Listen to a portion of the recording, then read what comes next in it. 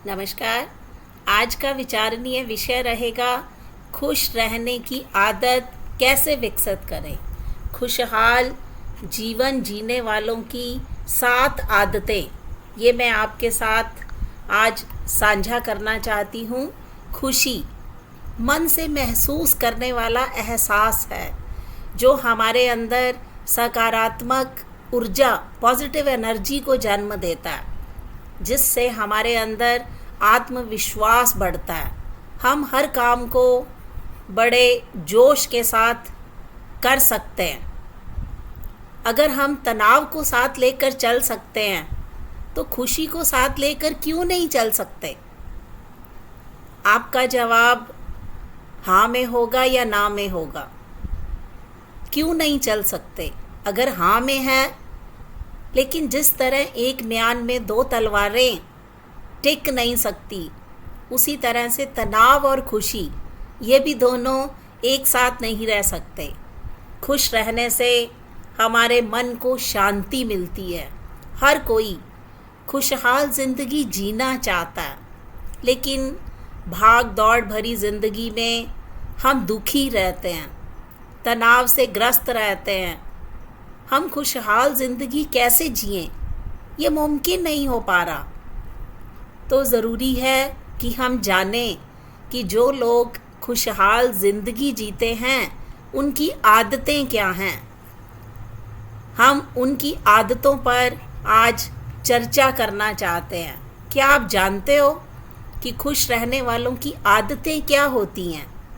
हम हमेशा किसी चीज़ को पाने की कोशिश करते रहते हैं, चाहे वो पदोन्नति हो, चाहे वो नई कार हो, नया घर हो, बच्चा हो, जीवन साथी हो।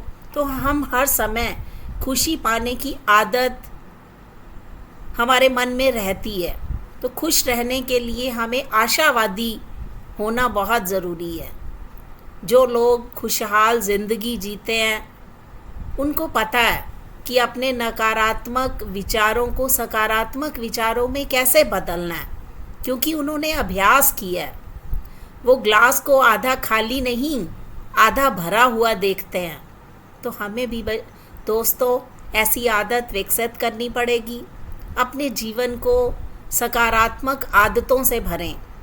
आपको अपने अंदर खुशी का स्विच कैसे ऑन करना है, ऐसा करने से आप जीवन के ऐसे पलों का अनुभव कर पाओगे जिनके बारे में कभी आपने कल्पना भी नहीं की थी। तो आज खुशहाल ज़िंदगी जीने वालों की 7 आदतें मैं आपके साथ साझा करना चाहती हूँ। पहली आदत है कि जो खुश रहने वाले होते हैं वो हमेशा अच्छाई खोजते हैं, वो बुराई नहीं खोजते, क्योंकि ये मानव की फितरत है।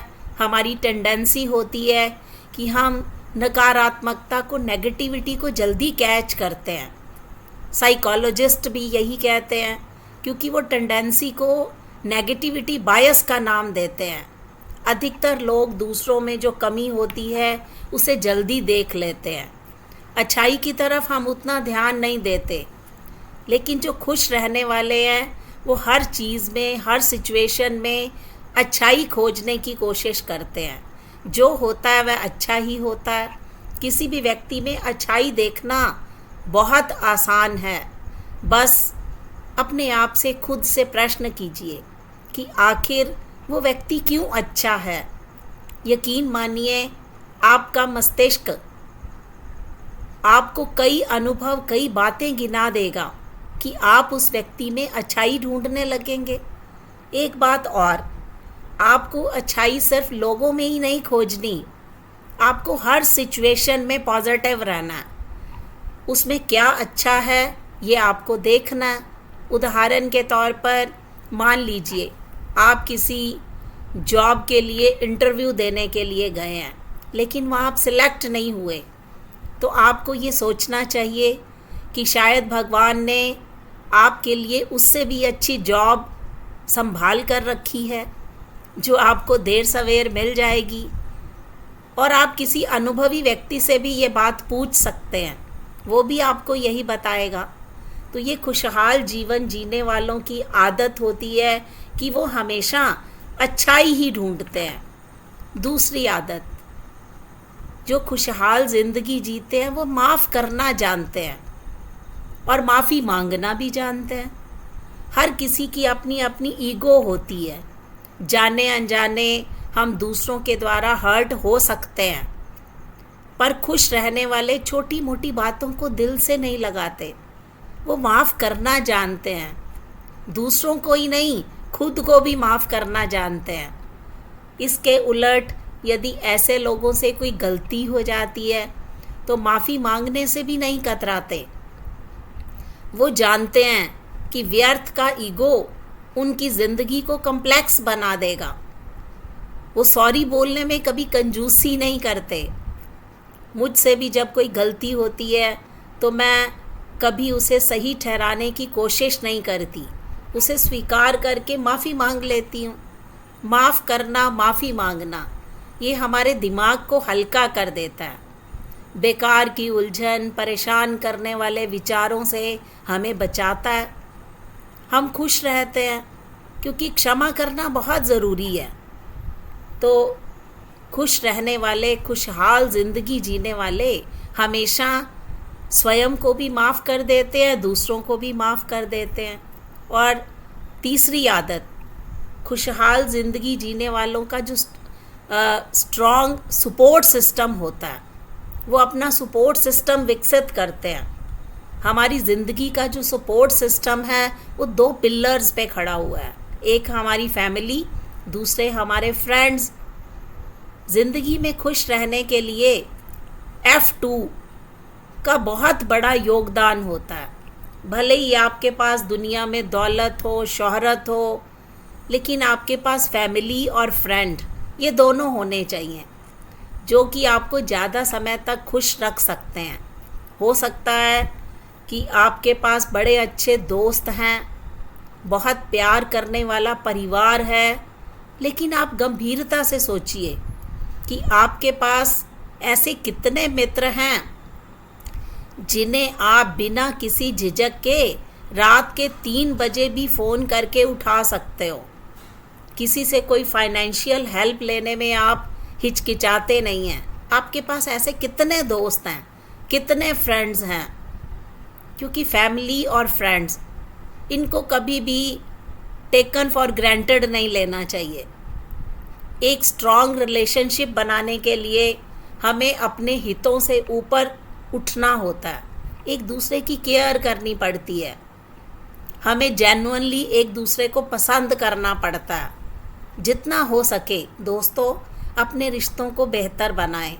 छोटी छोटी चीज़ें, जैसे किसी को जन्मदिन मुबारक कहना, किसी को बधाई देना, किसी की प्रशंसा करना, मुस्कुराते हुए मिलना, गर्मजोशी से हाथ मिलाना, गले मिलना, ये कुछ जेस्चर्स होते हैं जो हमारे संबंधों को प्रगाढ़ बनाते हैं। जब आप ऐसा करते हैं तो सामने वाला बदले में आपके साथ वैसा ही करता है। तो इस तरह से आपकी ज़िंदगी खुशहाल बन जाती है। चौथी आदत, खुश रहने वाले लोग मन से काम करते हैं। यदि हम अपनी रुचि का, अपने इंटरेस्ट का, अपने मन का काम करते हैं तो हमारा हैप्पीनेस क्वेशंट भी बढ़ जाता है। क्योंकि ज़्यादातर लोग इतने भाग्यशाली नहीं होते कि उन्हें जॉब या बिज़नेस में लगना पड़ता है, उनकी रुचि हिसाब से नहीं होती। पर खुश रहने वाले लोग जो काम करते हैं उसी में ही अपना मन लगा लेते हैं। भले ही पैरेलली वो अपना पसंदीदा काम पाने का प्रयास करते रहे।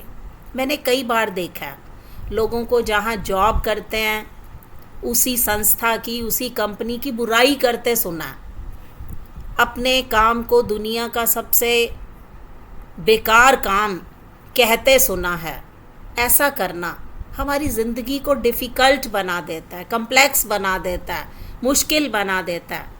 लेकिन जो खुश रहने वाले होते हैं वो कभी अपने काम की बुराई नहीं करते, वो सभी सकारात्मक पहलुओं पर फोकस करते हैं, उसका आनंद उठाते हैं।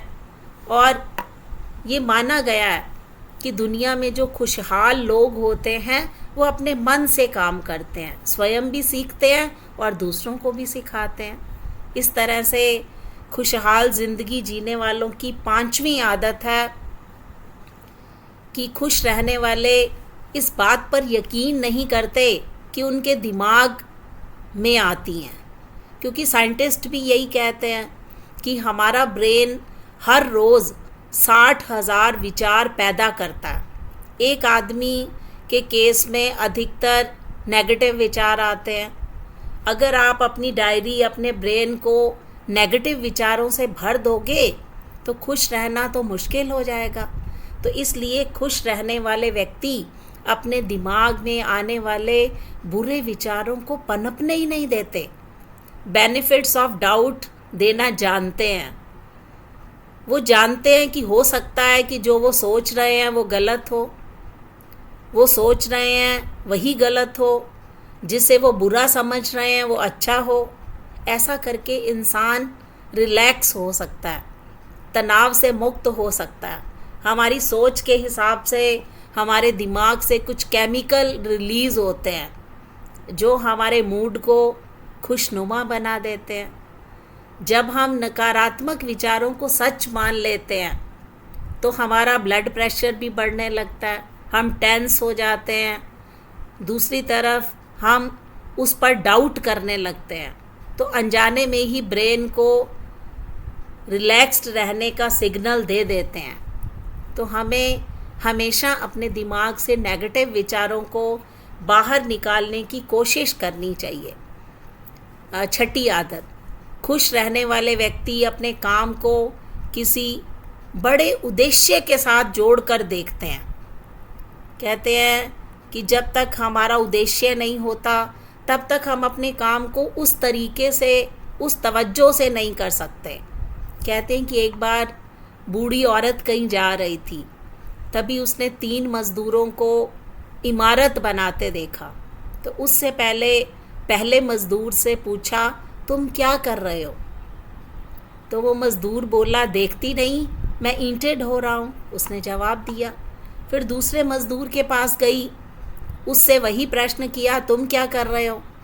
तो दूसरा मज़दूर बोला, मैं अपने परिवार का पेट पालने के लिए मेहनत मज़दूरी कर रहा हूँ। औरत को यह उत्तर मिला।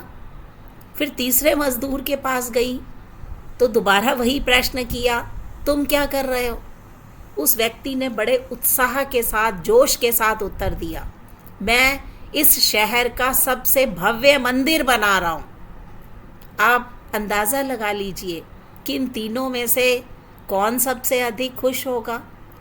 इस मज़दूर की तरह खुश रहने वाले व्यक्ति अपने काम को किसी बड़े उद्देश्य के साथ जोड़कर करते हैं।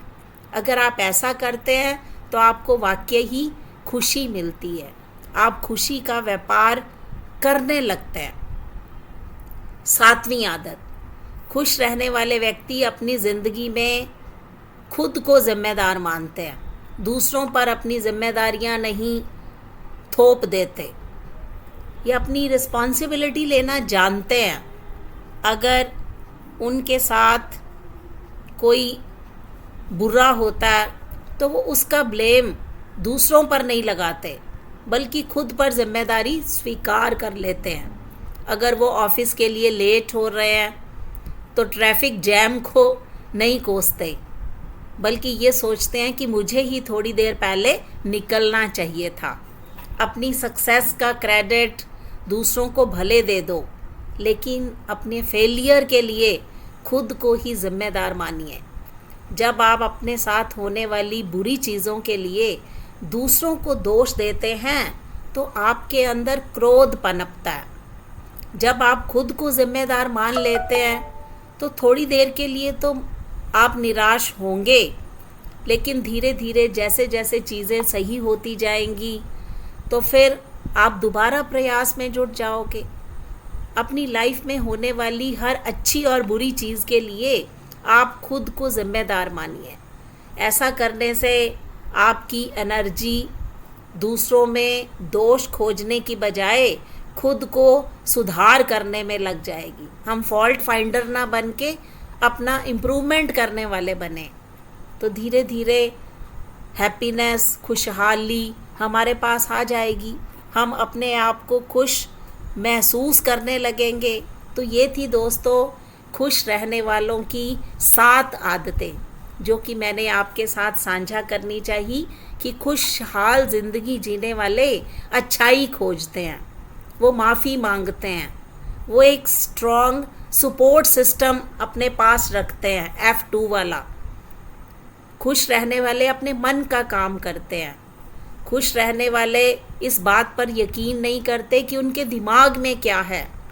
खुश रहने वाले उद्देश्य को लेकर चलते हैं और खुश रहने वाले खुद को जिम्मेदार मानते हैं। तो ये 7 आदतें खुशहाल ज़िंदगी जीने वालों की है।